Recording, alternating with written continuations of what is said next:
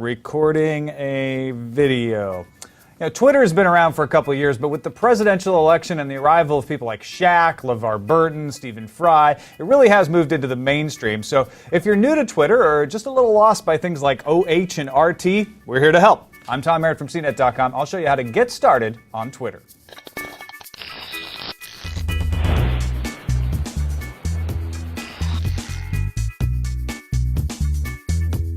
We'll assume you've been to Twitter.com and know it's a list of short postings limited to 140 characters, and you probably know you can follow people and their posts will show up in your timeline.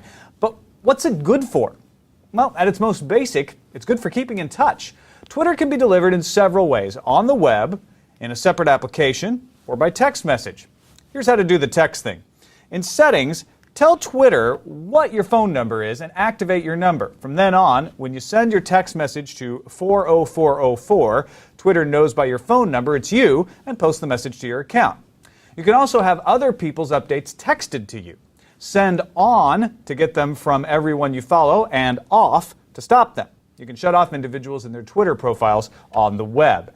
If you pay for text messages, though, you need to be careful with using Twitter over text. I prefer to use an application on my phone. It saves on text messaging costs and allows me to have a more visual interface.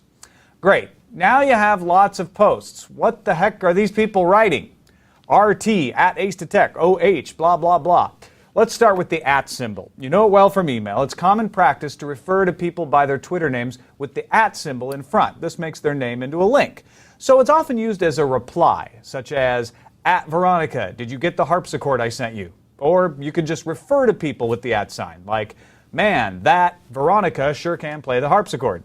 Now, the excellent thing about the @ sign is it lets you send a message to someone even if they don't follow you.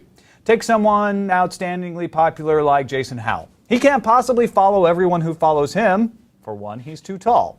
But folks can message him by using his Twitter handle, Raygun01, in their messages. When he clicks on the Replies tab in his Twitter account, he sees all the folks who messaged him.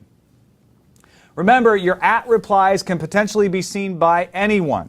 If you need a reply that's a little more private, try the direct message. You can either type D, then the username, like this, D, Amanda French, hey, when are you coming back to SF?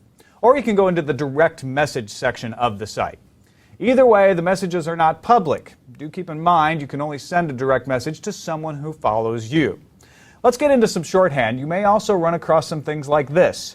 OH, that man is a pig, and by that I mean he has a snout and fine bristly facial hair. You might first read that and think it reads, oh, that man is a pig, but the OH stands for overheard.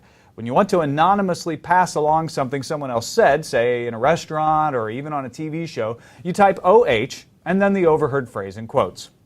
Another common oddity is RT, as in RT, Natalie Del Conte. Why does my homemade bolognese pasta taste like mammoth?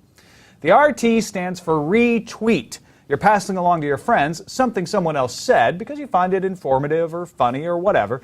At the same time, you're giving credit to the original poster. Before we move on from the posts themselves, a little about hashtags. They have nothing to do with potatoes or marijuana, unless you really want them to. It refers to putting the pound sign in front of a word. This tags your posting. So let's say you're attending the Consumer Electronics Show, aka CES. Every post you make about the show could end pound sign CES. This would make it easier for folks looking for information about the show to find it. Finally, what should you write? I mean, literally answering, what are you doing, may get a little boring pretty fast, at least to the folks following you in your timeline. Some of the most enjoyable posts are witty observations, breaking news, and links to interesting stuff, like websites and pictures. In fact, many mobile phone applications will allow you to take a picture and automatically add it to your posting. If you want to do that, you need to get to know TwitPic. There's a whole heck of a lot more to cover, but now you know the basics. In fact, now you can just ask other Twitterers what some of their other favorite tricks and tips are, and I'm sure they'll @ you right back.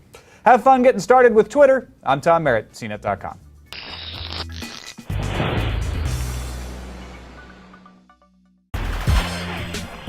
What's up, Brian Tong here, and if you want the scoop for all the good and bad inside the Apple world, then the only thing you should be watching is CNET's Apple Byte. I'll give you the latest news, rumors, tips, apps of the week, and even call out the bad apples. So watch it all at cnet.com/AppleByte, and I'll see you there.